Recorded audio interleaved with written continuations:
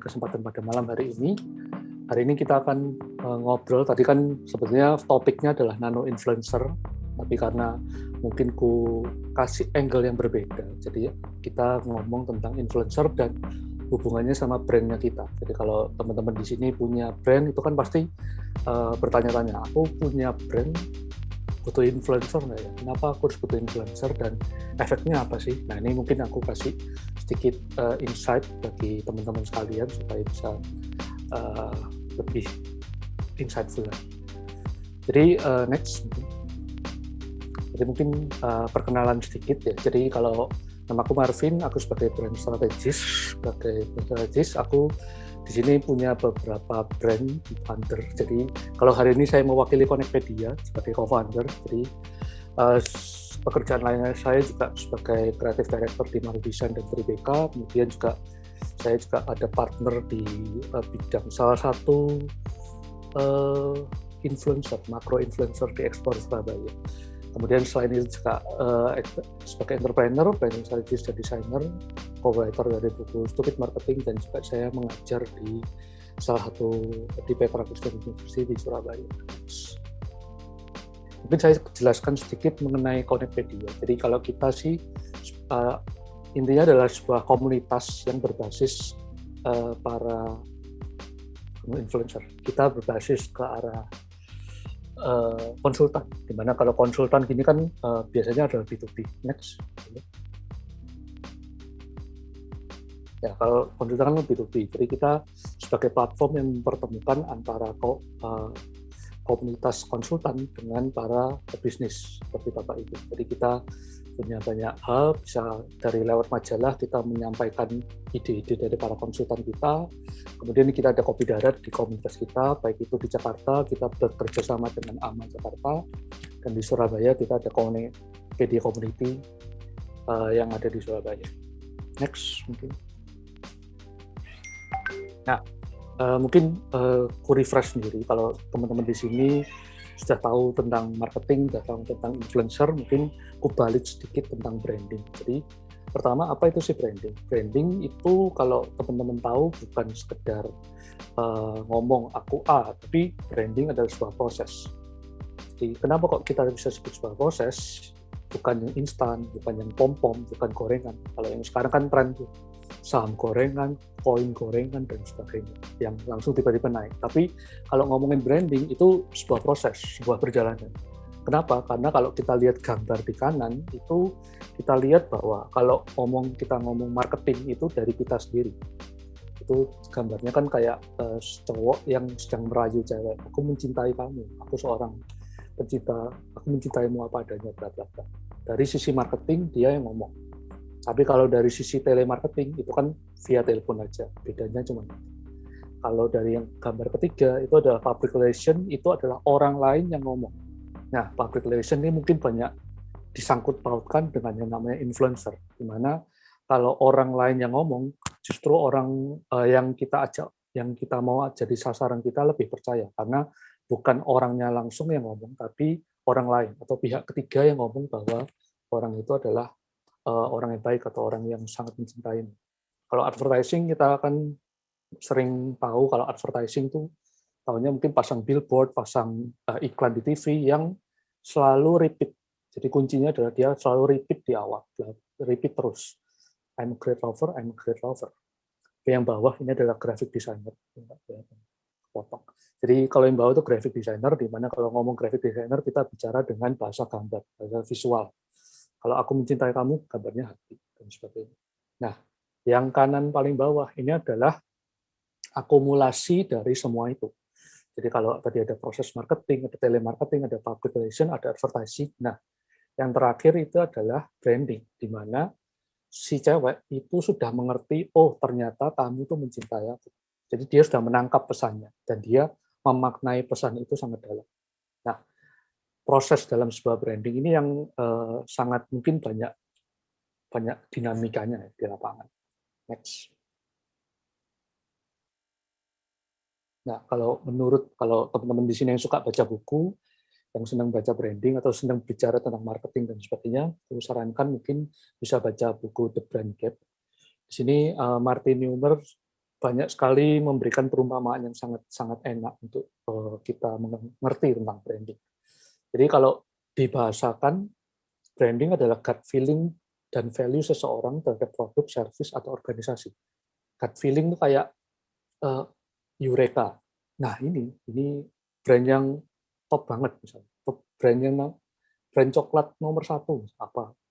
Kopi nomor satu apa? Kopi apa? Ya, dia ada gut feeling, ada perasaan tertentu yang mungkin cukup bukan cukup cukup subjektif di masing-masing orang. Karena kalau ngomongin perasaan itu kan sesuatu yang subjektif. Nah, tapi perasaan subjektif ini harus kita tangkap dan harus kita sampaikan ke khalayak yang lebih banyak supaya value terhadap seseorang, produk dan service ini bisa memiliki persepsi yang sama. Brand juga merupakan perjalanan hubungan yang berkembang berdasarkan persepsi dan pengalaman pelanggan. Jadi kalau ngomongin branding itu sebuah walking, kita berjalan terus kayak tadi, bukan gorengan. Ada perjalanan, ada hubungan yang berkembang berdasarkan persepsi dan pengalaman. Hubungan yang berkembang ini seperti apa? Kalau kita ngomong tadi nano influencer atau kita ngomong tentang makro influencer itu kita kan pasti tidak mungkin cuma ngepost sekali. Kita pasti ada repeat ulang itu beberapa kali supaya audiens kita lebih yakin, audiens kita lebih nyaman dan menghasilkan persepsi yang bagus dan pengalaman yang bagus terhadap brand. Enaknya nano influencer mungkin kalau dia punya hubungannya berkembang, kalau dia follow semua influencernya, maka dia akan merasa semua orang akan tahu tentang brand itu dan semua orang ngiming-ngimingi dia tentang brand itu. Itu mungkin salah satu teknik nanti dalam penggunaan nano influencer. Next. Nah, pengalaman pelanggan itu sekarang kan kita bisa cek nih, kita bisa lihat secara langsung melalui apa? Melalui sosial media. Kalau ngomongin branding tadi mungkin sifatnya mungkin bisa melebihi sosial media, bisa mau offline, bisa mau online, bisa mau via apapun lah. Karena branding itu sifatnya lebih ke fundamentalnya. Tapi kalau kita hari ini kan spesifik ngomong tentang sosial media, di mana yang kita posting biasanya di sosial media kan adalah sebuah pengalaman, sebuah perjalanan kita masing-masing, entah itu dari kita sendiri atau nano influencer itu sendiri ataupun makro influencer di dunia ini maupun di dunia maya. Next. Nah, perjalanan ini kita harus lihat dari data. Kita lihat dari data bahwa di tahun 2021 ini kita lihat bahwa YouTube is number one social media in Indonesia. Jadi kalau ngomongin YouTube, dia dilihat oleh 93% orang yang menggunakan sosial media. Jadi ya, hampir 100%. Semua orang pasti lihat YouTube yang pakai sosial media. Yang kedua ada WhatsApp, kemudian ada Instagram yang mungkin Partipos banyak mention bahwa Instagram salah satu platform yang oke. Tadi ada YouTuber juga ya, ada YouTuber juga. Kemudian Facebook, Twitter, Messenger, Line, LinkedIn, TikTok. Nah, TikTok ini 38%. Loh, ini kok cuma kecil, cuma 38%. Ya, karena masih baru juga. Dan kalau dilihat dari sebelumnya di tahun 2020, TikTok ini masih sekitar 10-15%. Dia meloncat 100%, jadi 30, hampir 40%. Dimana kalau ngomongin growth-nya setinggi itu, maka ya mungkin another big player habis ini. Karena mostly kan sekarang banyak yang pakai adalah genset. Kalau ngomongin YouTube mungkin segala umur ya, dari tua sampai muda semua pasti nonton YouTube. Tapi kalau TikTok kebanyakan pasti genset yang pakai. Tapi akan berangsur-angsur menjadi salah satu yang terdepan juga. Next mungkin. Nah, tadi seperti yang dikatakan Mas Austino bahwa kalau kita tahu tentang brand, kita jangan lupa kita lihat siapa sih target kita. Target kita adalah Gen Z kah? Target kita milenial kah? Gen X kah? Atau gimana? Kenapa ini penting? Karena pemilihan nanti untuk pemilihan nano influencer itu akan juga berpengaruh. Jadi misalnya kita banyak punya produk untuk Gen Z, ya mungkin lebih cocok platformnya adalah kebanyakan TikTok mungkin yang banyak dilihat oleh anak-anak Gen Z. Tapi kalau kita punya produk ini goalnya bukan untuk anak Gen Z ini produk untuk mama-mama tua misalnya, mama umur 40-50. Apakah pakai TikTok ya? Mungkin kita bisa pakai Instagram atau mungkin pakai Facebook. or pakai yang lain, YouTube mungkin, yang mungkin lebih relevan dengan target market kita. Jadi pahami masing-masing kita dari brand supaya tahu bahwa target audiens kita adalah target audiens yang tepat untuk nano influencer tertentu. Gitu. Next. Ini contoh ya, kalau misalnya ini contoh, aku kasih contoh yang makro aja, yang besar-besar tuh, kalau dia nge-tweet, biasanya kan nge-tweet yang biasa-biasa, ya nge-tweet biasa aja mungkin sudah viral atau sudah jadi omongan banyak orang. Itu ciri khas dari makro tadi yang sudah Pak Austino sudah berikan, bahwa kalau si Panji nge-tweet yang dulu kan kasusnya yang 0044 itu ya viral, semua orang membicarakannya. Tapi sama Arnold juga dia ngomong ART bla bla bla, semuanya akan ngomong dengan satu message, dia bisa memviralkan itu untuk ke khalayak banyak. Nah, itu kan kalau ngomongin tentang makro. Nah, efeknya bagi nano apa? Berarti kan perlunya nggak perlu pakai nano nih, makro aja sudah cukup. Ternyata tidak. Nanti aku akan kasih contoh di belakang. Next. Mungkin cuma contoh-contoh aja. Ya, orang pada dasarnya tidak mau dijuali sesuatu di sosial media. Mereka mau brand mereka dekat dan mengerti keadaan mereka. Jadi kalau teman-teman di sini punya brand, lokal brand atau lagi bangun sebuah brand, jangan sekali-sekali terlalu obsesif untuk jualan. Karena kalau di sosial media kan namanya sosial media, kita bersosialisasi. Jadi jangan sampai kita pesannya cuma jualan, terus kayak kalau kita ketemu sama orang yang sering ngomongnya jualan, terus kan kita lama-lama bete. Jadi ya kalau di sosial media kita harus bisa behave seperti orang di sosial media. Jangan kita behave seperti ada misalnya kita ada di dalam toko kita yang selalu kita ayo beli beli beli beli. Itu mungkin kalau di toko cocok. Tapi kalau di sosial media kita menggunakan kebiasaan di toko, kita gunakan itu di sosial media, maka hal itu akan membuat orang bete. Orang males ini dia ngomongnya jualan terus jadi ya enggak mau, dia tidak akan mau untuk melihat kita lagi di sosial media. Jadi jadilah brand yang dekat dengan mengerti keadaan mereka. Iya. Bagaimana sih caranya ngerti dan dekat dengan brand kita, bisa dekat dengan mereka? Next. Bukan nggak salah. Nah, salah satu caranya, ini mungkin trik yang bisa dipakai oleh semua brand harusnya, bahwa brand kita harus menjadi relevan dengan audiens kita atau target market kita. Apa itu relevan? Relevan itu adalah kita kan kalau sebagai brand, seringkali kan kita mungkin terjebak dengan namanya, kita pengen jualan nih, kita pengen promo, hard selling, kita pengen hard selling buy one get one free dan sebagainya, promo diskon 50%. Aku mau ngomong itu, tapi aku juga mau ngomong yang lain. Aku mau ngomong itu, tapi kalau aku ngomong itu terus-terusan, maka orang kan bosen. Ya, sosial media kalau cuma dibuat diskonan atau cuma promo doang kan, ya sudah, tanpa ada konten atau konten yang lain.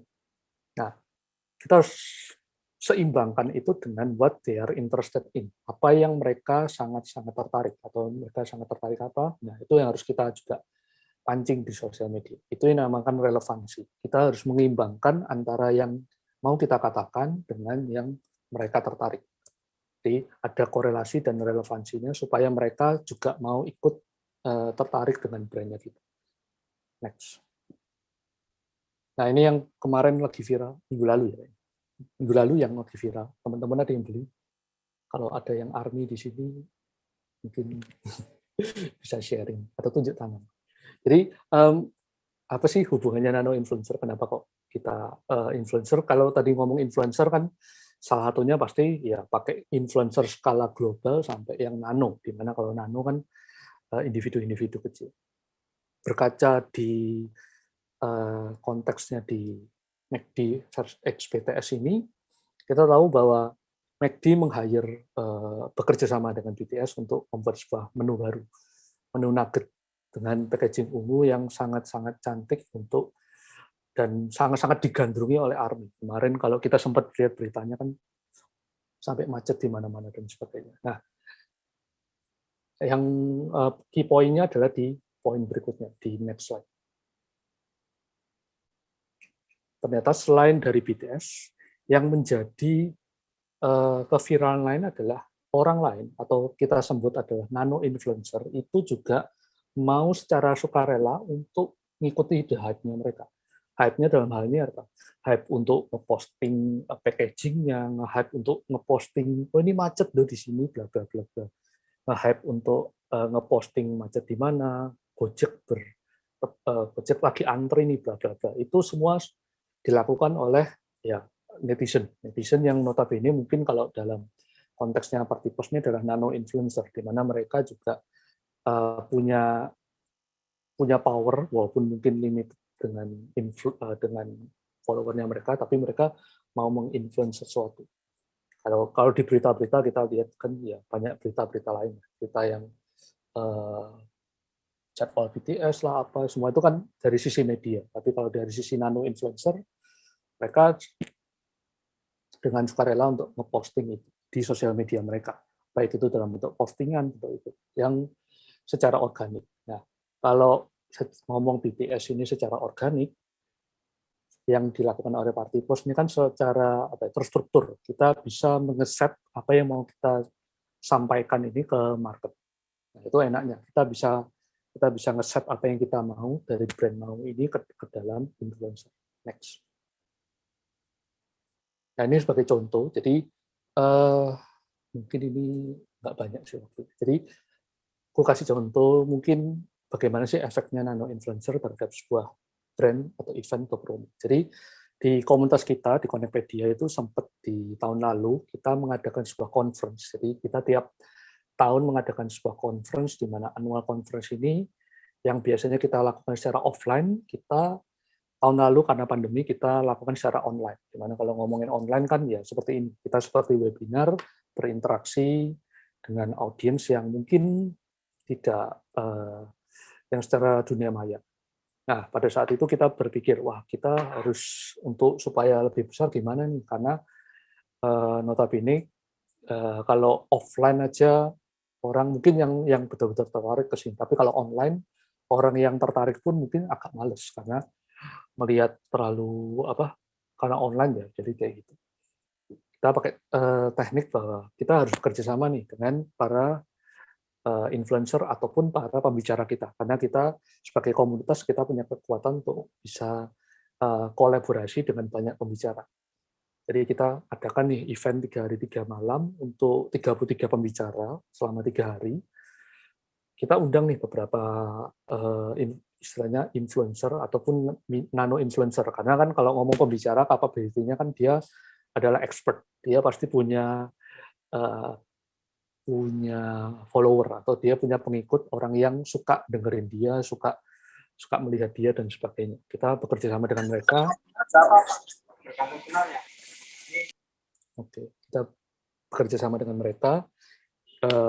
Jadi ada kalau di sini ada Daniel Surya dari Weir Group, kemudian ada Leo dari Riblat, kemudian ada CEO-nya Cohive, CEO-nya Cohive yang dulu kita pernah undang. Kemudian ada kakaknya Sandiaga Uno, kita undang juga. Kita undang Aryo Adimas dari Loket.com, kemudian kita undang Julio juga dari komunitas Bisa Ekspor. Jadi kita kolaborasi dengan banyak speaker. Goalnya adalah memang dari speaker bisa sharing juga terhadap audiensnya mereka, sehingga mereka bisa kumpul jadi satu di acaranya kita. Ya kita gunakan kombinasi lah, makro, mikro, dan nano. Karena ya tiap orang ini punya capability yang beda-beda dari speakernya. Di hari H ternyata kita bisa mendapatkan more than 600 people yang daftar ke kita, dan selama 3 hari kita event lancar semua, dan hasil dari event kita donasikan ke Palang Merah Indonesia. Karena jadi kombinasi dari brand terhadap nano influencer itu kalau kita bisa combine secara tepat, kita bisa menghasilkan sebuah impact yang lebih besar. Jadi tidak harus brand kita tidak harus gandeng yang besar-besar aja, tapi kalau kita bisa kombinasikan antara apa yang mau kita sampaikan di campaign dengan apa yang kita punya, baik itu nano, mikro, dan makro, kita bisa membuat sebuah impactful yang sesuai dengan kemauan dari brand kita. Itu sih, itu dari kita Connectpedia. Contoh terakhir mungkin dari study case yang kemarin minggu lalu coba saya next ya, yang iseng-iseng saya coba lakukan. Jadi kebetulan saya kan punya lagi partnership dengan salah satu brand, bukan brand, sebuah akun makro influencer. Jadi lagi collab, lagi kemudian kita iseng nih, kita tanya coba coffee shop favoritmu di Surabaya, karena ini akun sport Surabaya, jadi ya coffee shop favoritmu di Surabaya apa sih?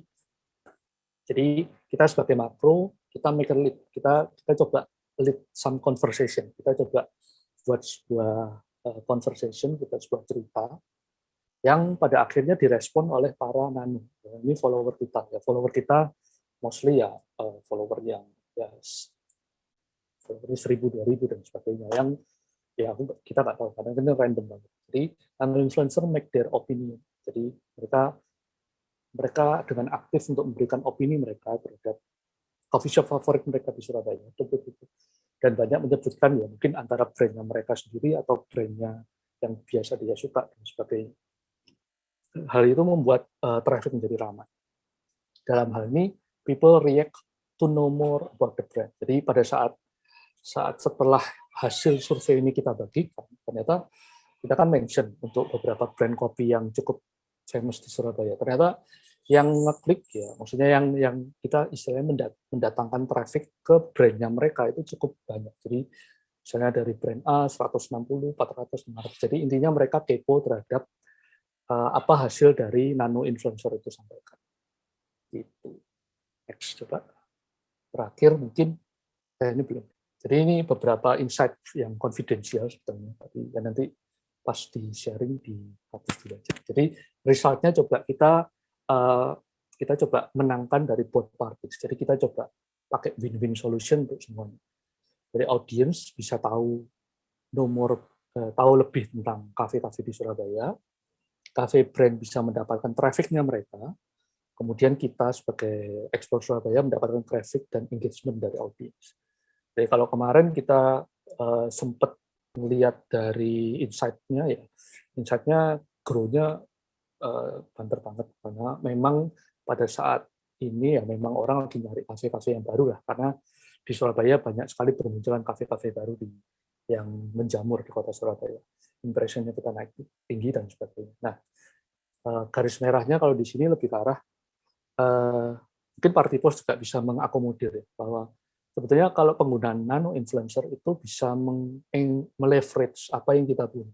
Jadi brand dengan nano influencer atau mungkin dengan campaign yang tepat juga bisa meleverage sebuah momen, di mana kalau momen ini bisa ditangkap oleh brand, maka brand ini cukup punya power untuk bisa naik lebih tinggi lagi. Next mungkin.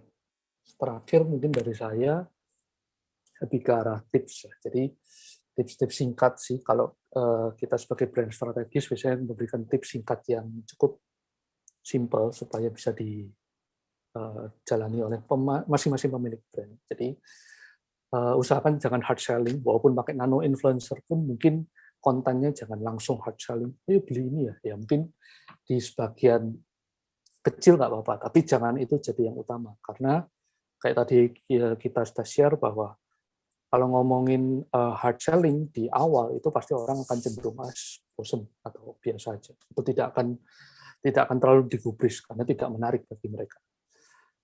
Pakailah sebuah campaign atau review pengalaman dari nano influencer. Itu bisa memberikan efek yang lebih berbeda. Kayak tadi kita suruh para nano influencer untuk mention apa sih coffee favoritnya, bla bla bla. Kalau bisa didompleng oleh brand, mungkin banyak nano influencer yang nyebut brand tertentu. Nah, itu mungkin bisa jadi salah satu ciri khas yang bisa dikombinasikan. Kemudian yang kedua, choose kembali, yang seperti Partipos tadi ngomong bahwa kita harus memilih niche segmentation kita. Kita punya brand kopi yang cocok untuk orang di kafe atau orang Bali misalnya. Ya udah, kita niche-nya orang Bali apa. Kalau kita punya produk oatmeal cocok untuk para cewek-cewek yang suka senam misalnya. Ya udah, kita fokus ke segmen ini. Jadi misalnya kita pilih nano influencer pun mungkin misal suka senam ya, mungkin kita cari nano influencer yang suka senam juga, jadi supaya lebih nyambung. Terus kita bisa pakai lebih dari 40 ya mungkin. Jadi Mas Austino tadi ngomong lebih dari 100 malah kalau bisa untuk nano. Tapi kalau teman-teman mau bisa dikombinasikan dengan mikro or makro. Jadi supaya punya efek yang berbeda-beda. Yang keempat, combine with makro atau mega atau supaya ada leverage. Kayak tadi yang kita coba sesuaikan tadi di contoh sebelumnya bahwa kita explore Surabaya sebagai makro, kita coba ngetes nih. Ternyata efeknya juga memiliki efek yang lebih besar daripada cuma hanya nano. Jadi kita bisa kombinasikan dari makro atau mikro atau nano kita supaya lebih enak lagi. Kemudian use nano influencer agency to manage all nano influencer. Kalau di manage sendiri mungkin bingung ya. Di sini kan Partipos fokus untuk memanage semua itu. Jadi kalau teman-teman bingung, ya bisa langsung ke Partipos untuk kontak lebih lanjut. Mungkin kalau misalnya mau kontak lebih lanjut, bisa ke nomor saya di 0822 4458 7378 atau di email di marvin@marudisa.id. Thank you semua atas waktunya.